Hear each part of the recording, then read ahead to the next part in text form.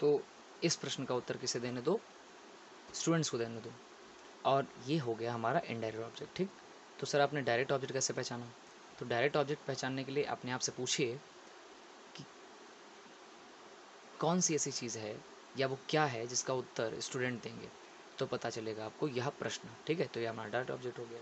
ठीक है, तो लेट वाले वाक्यों में इस बात की स्वतंत्रता होती है आपको कि आप ऑब्जेक्ट पहचान पाएँ दो, और फिर वो इनडायरेक्ट और डायरेक्ट के हिसाब से रख दिए जाते हैं। कहने का मतलब डायरेक्ट ऑब्जेक्ट पहले रख दिया जाएगा और इनडायरेक्ट ऑब्जेक्ट बाद में रखा जाएगा। क्लियर, बाई के बाद में। तो इसे हम कैसे बनाएंगे, वही अपनी जब स्ट्रक्चर लिखा हुआ है तो तुरंत बना डालेंगे, क्या दिक्कत है। लेट, उसके बाद ऑब्जेक्ट नंबर 2 यानी दिस क्वेश्चन। ठीक है, लेट दिस क्वेश्चन, उसके बाद बी लगा देंगे, उसके बाद वर्ब की थर्ड फॉर्म लगाएंगे और आंसर्ड इसकी थर्ड फॉर्म हो जाएगी, और फिर लगाएंगे बाई, और फिर ऑब्जेक्ट नंबर 1 लगा देंगे। एक और क्या हो जाएगा हमारा, द स्टूडेंट्स। ठीक है, तो कितने लोगों को भाई ये जो हमारा लेट टाइप था वो समझ में आया? ठीक, बाकी सारे ऐसे ही बनेंगे। तो आशा करता हूँ कि आपको मैं ये समझा पाया हूँगा, और इससे रिगार्डिंग जितनी भी आपकी क्वेरीज़ हैं, जो भी आपको जानकारी लेनी है, वो आप मुझे मैसेज से या कमेंट से बता सकते हैं। दूसरी चीज़, इसी का जो सेकंड पार्ट है वो है लेट अस। ठीक है, तो लेट अस को हम देखेंगे। तो हम लेट अस पे आ चुके हैं, आपके सामने स्क्रीन पे लेट अस होगा। तो अब हम सेकंड अपने इम्पेरेटिव जो टाइप सेंटेंस है उस पर हम बात कर लेते हैं, लेटस या लेट्स। ठीक है, तो लेट्स टाइप ऐसे में देखिएगा, लेटस या लेट्स का मतलब होता है कि एक प्रकार का सजेशन यानी सुझाव। ठीक है, जब हम किसी को सुझाव देते हैं तो लेटस इस तरीके से हम बात करते हैं। और सुझाव का मतलब यहाँ पर, जैसे अगर आपने DID पढ़ा हो तो DID में डायरेक्ट इनडायरेक्ट में दो चीज़ें बहुत ज़्यादा यूज़ की जाती हैं लेटस में, एक सजेशन और दूसरा प्रपोज्ड। ठीक है, तो वहाँ पर हम करते हैं, ठीक है, सजेस्टेड का प्रयोग करते हैं और प्रपोज्ड का करते हैं।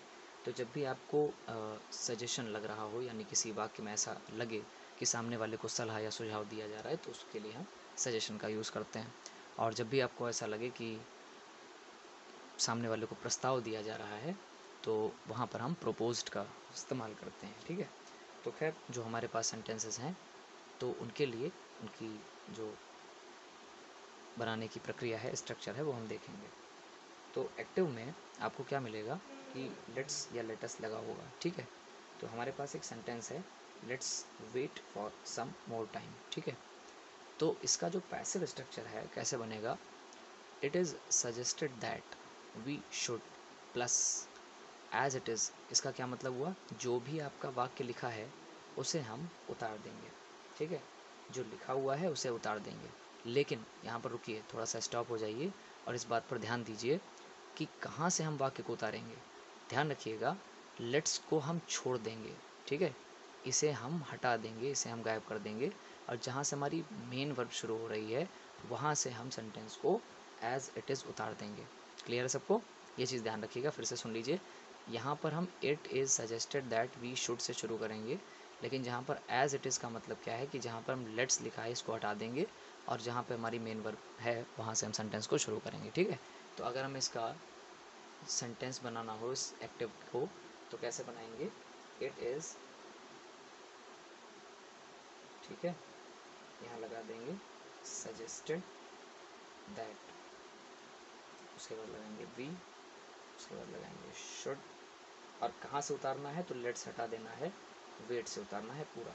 ठीक है, तो कैसे, शुड के बाद लगाया वेट, उसके बाद लगाया for some more time. Clear, ये हमारा हो गया। अब हम सेकंड वाला एक एग्जांपल देखते हैं जिससे आपको और बेहतर समझ में आए। जैसे लिखा हुआ है, लेट्स स्टॉप हेयर। ठीक, ये लिखा हुआ है लेट्स स्टॉप हेयर, तो हमें पता है कि हमारा स्ट्रक्चर है ये ऊपर जो बॉक्स में आपको दिखाई दे रहा है। तो कुछ नहीं, क्या करेंगे, लेट्स को हटा देंगे, इसे हम हटा के क्या लगाएंगे, it is suggested that we should, it is suggested. अब आप कहेंगे सर हर जगह क्या सजेस्टेड का ही प्रयोग होगा। तो मैंने कहा वाक्य के अनुसार अगर आपको ऐसा लगता है कि सामने वाले में प्रस्ताव दिया जा रहा है तो वहाँ पर पोस्ट किया जा सकता है, ठीक है। सजेस्टेड दैट वी शुड, ठीक। इसके बाद क्या करेंगे, यहाँ तक हमने स्ट्रक्चर उतार लिया। अब मैंने कहा लेट्स को छोड़ देना है, जहाँ से मेन वर्ब मिल रही है यहाँ से हम पूरा सेंटेंस को उतार देंगे। फिर से ध्यान रखिएगा, ये कोई इनडायरेक्ट नहीं है जहाँ पर आप हेयर को देयर में चेंज कर दें, ऐसा कुछ नहीं होगा, ये पैसिव है, ठीक है, ध्यान रखना। इसमें एज इट इज़ जो है हम शुड के बाद सेंटेंस को उतार देंगे। यहाँ पर हमें किसी भी प्रकार के टेंस आदि को देखने की आवश्यकता नहीं होती, क्योंकि हमारा स्ट्रक्चर फिक्स रहता है। क्लियर है। तो आशा करता हूँ आपको जो लेट्स और लेटेस्ट टाइप मुझे समझाना था वो आपने बहुत अच्छे तरीके से सीखा होगा। अब अगर आपने इसको बहुत ध्यान से सुन लिया है तो अब एक्सरसाइजेस जो आपके स्क्रीन पे दिखाई देंगी या भेजी जाएंगी उनको आपको बनाना है, ठीक है। और अगर आप इन एक्सरसाइजेस को कर लेते हैं दिए गए स्ट्रक्चर के अकॉर्डिंग, तो ये मान के चलिए कि आपका जो एम्पैरेटिव पोर्शन में क्वेश्चंस आते हैं बोर्ड में, उनमें से जो सबसे मेन या मेजर पॉइंट है वो आपने सीख लिया है। इसके बाद हम धीरे धीरे चर्चा अपनी आगे कंटिन्यू करते रहेंगे। और इसके बाद ये ध्यान रखिएगा कि होमवर्क हमारा मस्ट रहेगा, ठीक है। आपको अगर स्ट्रक्चर समझ में आ गया है और आपने 15-20 सेंटेंस इसके बना लिए हैं तो ये चीज़ आपको बिल्कुल रट जाएगी। अब बहुत सारे बच्चे ये क्वेरी करते हैं, सर ये बताइए कि जो स्ट्रक्चर्स होते हैं जो आपको बताए जाते हैं ये पेपर तक कैसे याद रहेंगे। तो देखिए, मेरा ये मानना है कि जो ग्रामर होती है वो बिल्कुल मैथ्स के जैसी होती है, कि जैसे आप सूत्र या फॉर्मूले जो होते हैं वो रटते हैं या लगाते लगाते याद हो जाते हैं, तो दोनों में विद्यार्थियों को अपना अपना सुझाव रखना पड़ता है। कुछ लोग रटते हैं और कुछ लोगों को जो है प्रॉब्लम सॉल्विंग करते हुए ही वो चीज़ें उन्हें रट जाती हैं, आप उनके दिमाग में बैठ जाती हैं। तो सेम ऐसा ही है कि आप जब खूब सारी एक्सरसाइज बनाएंगे, खूब स्ट्रक्चर्स अच्छे से आपको पता होंगे और खूब उस पर प्रैक्टिस होगी, तो इन सारे स्ट्रक्चर्स को आप कभी भूल ही नहीं पाएंगे, ठीक है। तो ये चीज़ ध्यान रखिएगा कि आपको होमवर्क जो है वो करना है। तो आशा करता हूँ कि आपको ये चीज़ें समझ में आई होंगी।